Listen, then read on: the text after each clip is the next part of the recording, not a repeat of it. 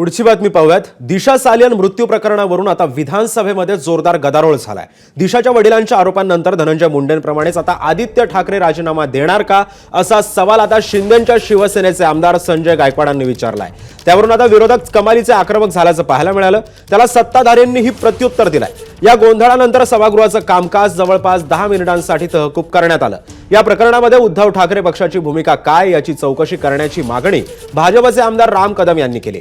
त्यावर 5 वर्षांनी ही घटना पुन्हा काढली जात असल्याची टीका करत काँग्रेसनं सभात्याग केला।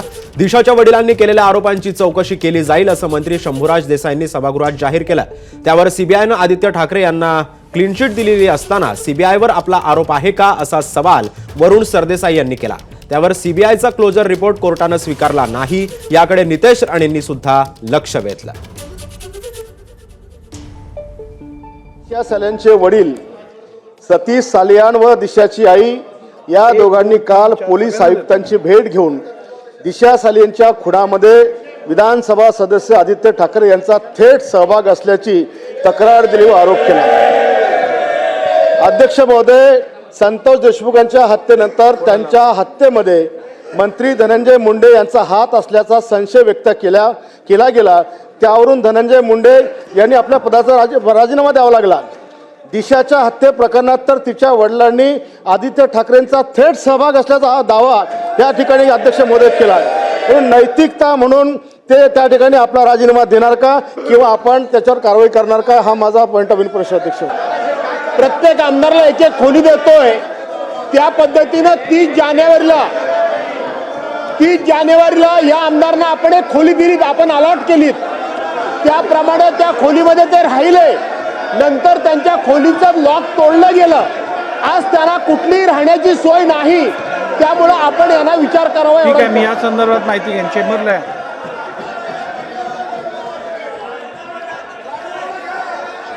काय झालं काय झालं काय झालं काय कशासाठी आलं झालं काय काय झालं कशासाठी अहो काय झालं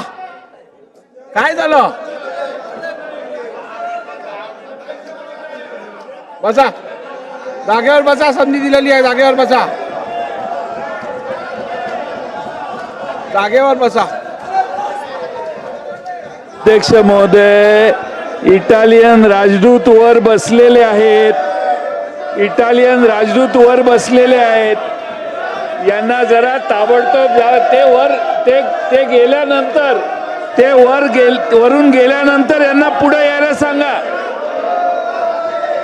सभागृहाची बैठक 10 मिनिटांसाठी तहकूब करण्यात येते।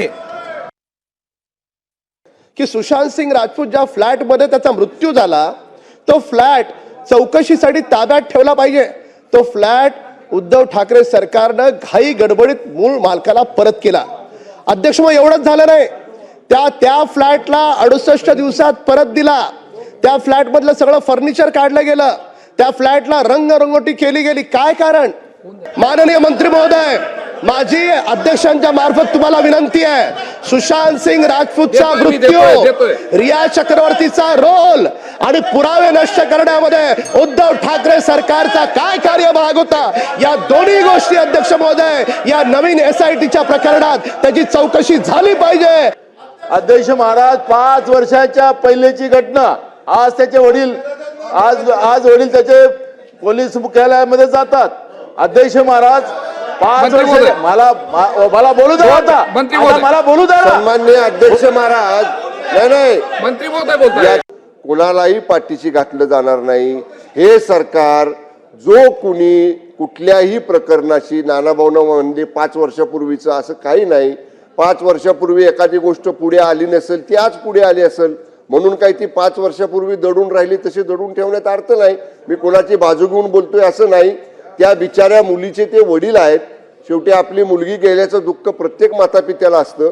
त्या भावनेतनं ते वडील एक आपल्या मुलीसाठी एक मिनिट आपल्या मुलीसाठी ते बिचारे न्याय मागतायत। त्यामुळे त्यांना जे काय म्हणायचं असेल ते त्यांचं ऐकून घेतलं जाईल, रेकॉर्डवर घेतलं जाईल आणि ज्या काही यंत्रणा ज्या काही यंत्रणा या दोन्ही प्रकरणांचा तपास करतायत त्या यंत्रणांच्या समोर ते निश्चितपणानं सगळ्या गोष्टी आणल्या जातील. केंद्र सरकारकडे सीबीआय आहे.